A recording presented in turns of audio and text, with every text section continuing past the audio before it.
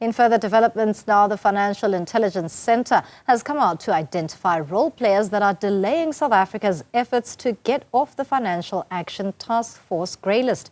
These include real estate agents and legal practitioners. Business reporter Ntokozo Khumalo has the details. South Africa is just 2 action items away from getting off the grey list, investigating and prosecuting serious and complex money laundering and terror financing activities. The Financial Intelligence Centre blames real estate agents and legal practitioners for the state of affairs. Brothers Phumzeni and Phumlani Nyembe are in the real estate business in Soweto, largely in the low-cost housing segment where most transactions may be cash. Phumzeni, an agent, and Phumlani, an attorney, have both dismissed the fixed claims. We're not dealing with hard cash. Even if they come and buy such low houses, that money goes through the banks. We don't get large bags of money in the proof case. Say, I'm buying the house for cash, therefore as a realtor, keep it, give it to the seller or whatever. No. He adds that agents follow the Financial Intelligence Centre Act that forces them to declare the clients they've serviced over the year and flag any risks. The normal OTP that the client will fill in front of us, we will bring in your identification. We can see who are you, your face, you can match. If you've got a sales number, you declare it. Once we've done that, the OTP is signed, basically this transaction has happened. The whole transaction now will go to the legal team. Attorney Phumlani adds that the legal fraternity is bound by law to comply with FICA to guard against money laundering and money that funds terrorism.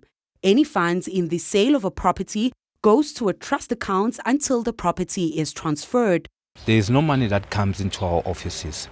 We just see stated on the OTP that this property maybe is being sold for this certain amount. Then we start the process of making sure that the seller's rights are transferred to the buyer. So we're actually even bound by law to ask the source of funding that will fund that transaction. The brothers both say the entire process involves the banks and that perhaps that is where the FIC should point the finger at. The lead ombud in the banking division at the National Financial Ombud Scheme, Narusha Maseti, says the rise in illicit funds in the system is certainly concerning as the money laundering and terror financing activities do eventually impact consumers, despite the FICA aiming to protect them against such activities. So what they've turned to now is to approach banking customers and buy the accounts. So on our side, we see the money laundering filtering through these accounts and how it impacts consumers. The ordinary Joe Slope on the street is that they are suffering serious financial losses. Maseti says both the consumer and the banks have a role to play in curbing money laundering and terror financing, as on the granular level, most activities fall under the digital fraud categories, including mobile and internet banking, showing most vulnerabilities. She says consumers in the property market should contact the Financial Ombudsman if they are not sure of the authenticity of a transaction before seeing huge losses. We've seen a lot of success in the recovery of funds in the mitigation space. More often than not, we find there is a compromise of information on the part of the consumer. So after that first leg of the investigation, we look at whether there is any recovery, and we've had lots of success in that space.